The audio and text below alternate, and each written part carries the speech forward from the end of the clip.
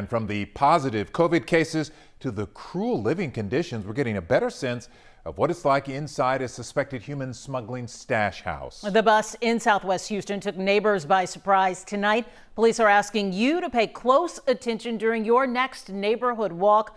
Melissa Correa has the red flags you need to watch out for and is at the federal courthouse where some of the suspects appeared before a judge. Mel?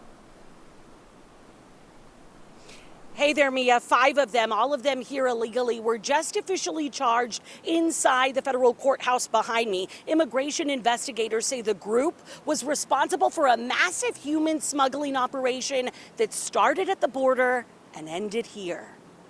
Air 11 could barely make out a clean shot Friday. Trees shaded that 2-story home in an established Southwest Houston neighborhood.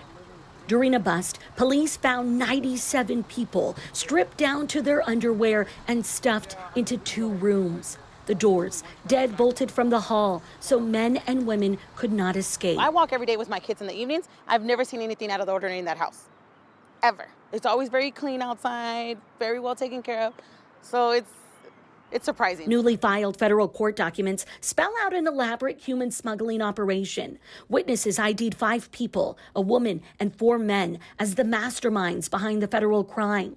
Some of the 97 victims say they paid thousands to be smuggled into the U.S. through McAllen last month. Some were forced to live in a South Texas stash house like this for weeks before they were guided through the brush, likely around a Border Patrol checkpoint. People were then driven here, locked up as their families were extorted for even more money. Deplorable conditions. Some of them hadn't eaten in 3 days. At least 5 people tested positive for COVID-19. Some of them needed medical attention. The bust happened because a Honduran woman paid smugglers $11,000 to bring her brother to the U.S. The smugglers asked the woman for an additional $6,000 or her brother would be killed. She didn't have the money, so she called Houston police. It's horrible, it's heartbreaking. Stay vigilant as neighbors to look out for one another.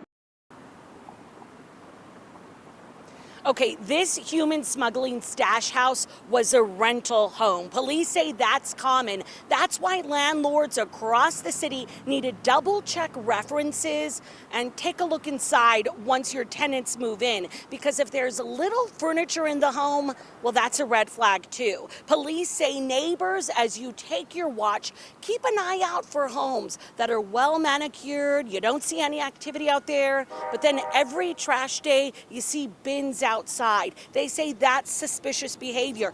SUVs and big vans that could potentially carry large groups of people only showing up in the evening or late at night. Police say that's odd too. And Len, if the home is sitting quiet with no activity and suddenly people see, a bunch of vehicles and people showing up and then it goes quiet again, police say that's suspicious too. Yeah, in this case, almost 100 people. Mel, thank you for the information.